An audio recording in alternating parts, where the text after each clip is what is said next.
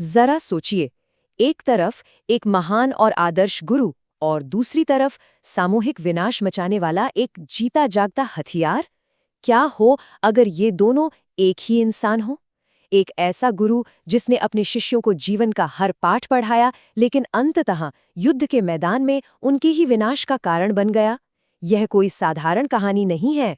आज के हमारे इस खास विश्लेषण में हम हिंदू महाकाव्य महाभारत के सबसे जटिल, सबसे उलझे हुए और शायद सबसे आकर्षक पात्र की गहराई में उतरने वाले हैं। तो चलिए, बिना देर किए शुरू करते हैं और एक ऐसे व्यक्तित्व को करीब से समझते हैं जिसका नाम आज भी आदर और विवाद दोनों के साथ लिया जाता है। इस विश्लेषण में आपका स्वागत है।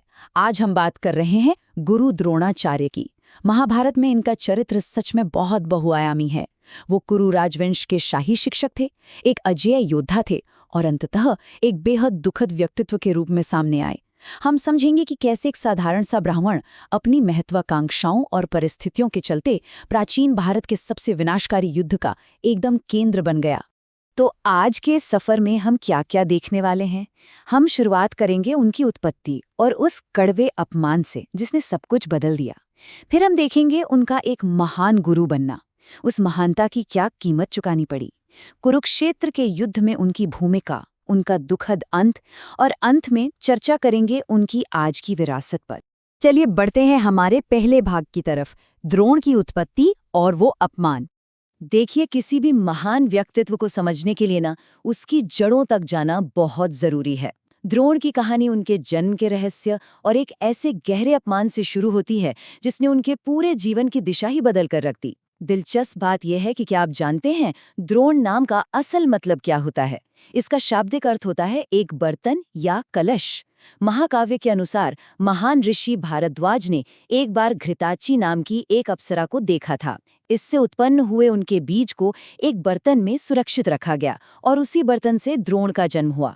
मतलब शुरुआत से ही उनकी उत्पत्ति एक चमत्कारिक और अलौकिक पृष्ठभूमि से जुड़ी हुई थी। लेकिन चमत्कारिक जन्म का मतलब ये बिल्कुल नहीं था कि जिंदगी आसान होने वाली है। बचपन में द्रोण और पांचाल के राजकुमार द्रुपद एक ही आश्रम में पढ़ते थे और बहुत पक्के दोस्त थे। द्रुपद ने तो यहाँ तक वादा कर दिया था कि राजा बनने पर वो अपना आधा राज्य द्रोण को दे देंगे। पर समय देखिए, द्रोण एक दरिद्र ब्राह्मण बन गए, इतने गरीब कि अपने बेटे अश्वत्थामा के लिए थोड़ा सा दूध तक नहीं जुटा पाते थे। दूसरी तरफ द्रुपद एक शक्तिशाली राजा बन गए। जब द्रोण मदद मांगने द्रुपद के दरबार में पहुंचे तो द्रुपद ने उन्हें पहचानने से ही इनकार कर दिया। उल्टा यह कहकर अपमानित किया कि एक भिखारी और एक राजा कभी दोस्त नहीं हो सकते। बस यही वो अपमान था, यही वो चिंगारी थी जिसने द्रोण के भीतर प्रतिशोध की ऐसी आग जला दी जो कभी नहीं बुझी। अब आते हैं दूसरे भाग पर, एक महान गुरु के रूप में उनका उदय। उस एक अपमान ने द्रोण को पूरी तरह बदल दिया। उन्होंने अपनी उसी गरीबी और अपमान को अपना सबसे बड़ा हथियार बना लिया। उन्होंने ठान लिया कि वो सर्वोच्च सैन्य ज्ञान हासिल करके रहेंगे। महान ऋषि परशुराम से युद्ध कलाओं का ज्ञान लेने के बाद जब वो हस्तिनापुर पहुंचे तो उन्हें कुरु राजकुमारों यानी कौरवों और पांडवों का शाही शिक्षक नियुक्त कर दिया गया। उन्होंने हर एक राजकुमार को उसकी खूबी के हिसाब से तराशा। अर्जुन को तीरंदाजी में, भीम और दुर्योधन को गदा युद्ध में, अपने बेटे अश्वत्थामा को दिव्य अस्त्रों में, नकुल और सहदेव को तलवारबाजी में और युधिष्ठिर को रथ संचालन में माहिर कर दिया। लेकिन इन सब के बीच अर्जुन उनके सबसे चहेते और सबसे होनहार शिष्य बन गए। पर कहते हैं महानता की हमेशा एक कीमत होती है, और यही हमारा तीसरा भाग है। द्रोण ने अर्जुन को दुनिया का सर्वश्रेष्ठ धनुर्धर बनाने का वचन जो दे दिया था, पर यह वचन निभाना इतना आसान थोड़ी था। इसके लिए द्रोण को कुछ बहुत कठोर नैतिक फैसले लेने पड़े, और यही कहानी में आता है एकलव्य। निषाद जनजाति के इस बालक को द्रोण ने सिखाने से साफ मना कर दिया था। लेकिन एकलव्य कहाँ हार मानने वाला था। उसने मिट्टी से द्रोण की एक मूर्ति बनाई, उसी को अपना गुरु माना और अकेले ही गजब की तीरंदाजी सीख ली। एक दिन जंगल में एकलव्य का ध्यान भटकाने वाले कुरुओं के एक कुत्ते का मुंह उसने तीरों से ऐसे भर दिया कि कुत्ते को खरोच तक नहीं आई। ये कमाल देकर अर्जुन ईर्ष्या से भर गए और सीधा द्रोण के पास पहुंचकर अपना वो सर्वश्रेष्ठ वाला वचन याद दिलाया।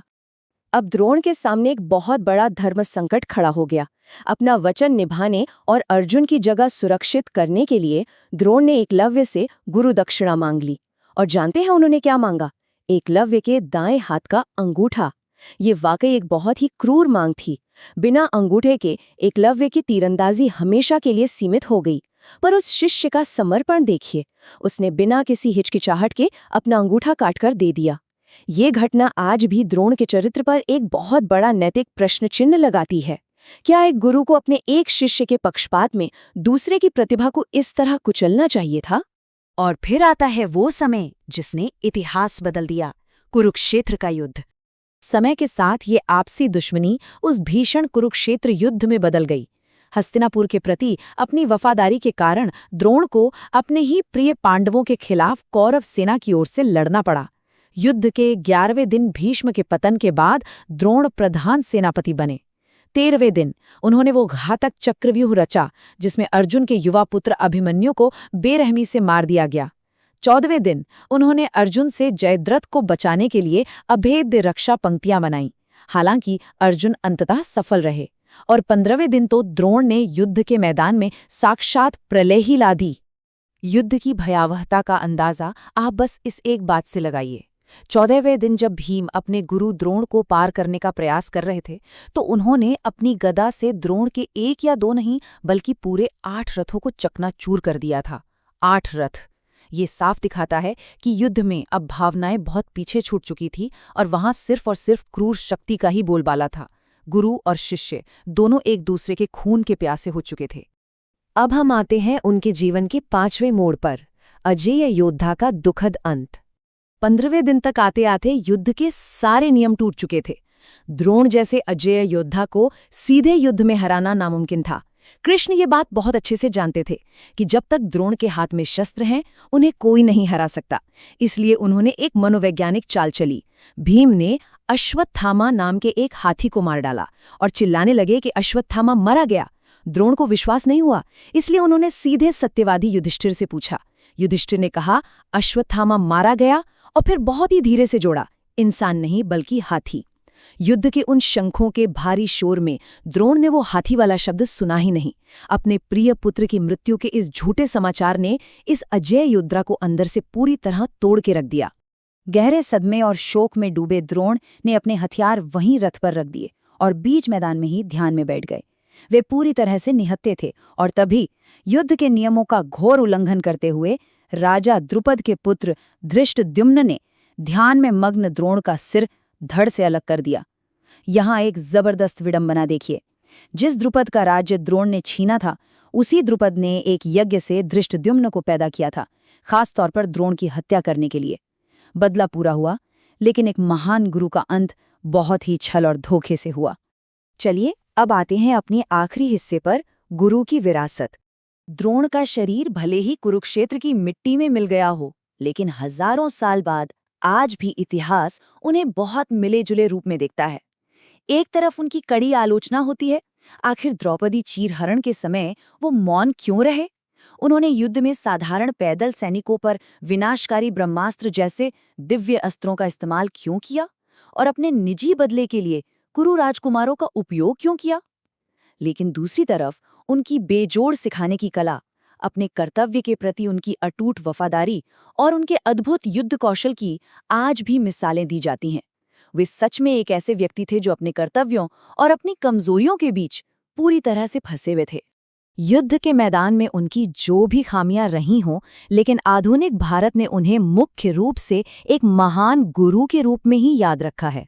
आज भी भारत सरकार खेल के क्षेत्र में सबसे बेहतरीन कोचों को द्रोणाचार्य पुरस्कार से सम्मानित करती है। ये दिखाता है कि एक शिक्षक के रूप में उनका दर्जा आज भी कितना ऊंचा है। और तो और हरियाणा के प्रमुख शहर गुरुग्राम का नाम भी उन्हीं पर रखा गया है, जिसका शाब्दिक अर्थ ही होता है गुरु का गांव, वही गांव जो उन्हें कभी राजा धृतराष्ट्र द्वारा उपहार में दिया गया था। तो इस पूरे विश्लेषण के अंत में हमारे सामने एक बहुत ही महत्वपूर्ण सवाल खड़ा होता है। एक ऐसा इंसान जिसने अपनी कला का सबसे श्रेष्ठ ज्ञान बांटा, लेकिन उसी कला के अहंकार में आकर एक निर्दोष का अंगूठा भी मांग लिया, जिसने जीवन भर धर्म का पाठ पढ़ाया लेकिन खुद अधर्म के पक्ष से लड़ा। क्या द्रोणाचार्य को शिक्षा और समर्पण के अंतिम प्रतीक के रूप में पूजा जाना चाहिए, या फिर सत्ता और प्रतिशोध के दलदल में फंसे एक ऐसे इंसान के रूप में देखा जाना चाहिए जो अपने ही बुने हुए जाल में नष्ट हो गया? इस सवाल का जवाब शायद उतना ही जटिल है जितना कि स्वयं द्रोण का जीवन। इस विश्लेषण में हमारे साथ जुड़ने के लिए आपका बहुत बहुत धन्यवाद। उम्मीद है कि इस चर्चा ने आपको इन प्राचीन नैतिक दुविधाओं पर नए सिरे से विचार करने के लिए जरूर प्रेरित किया होगा।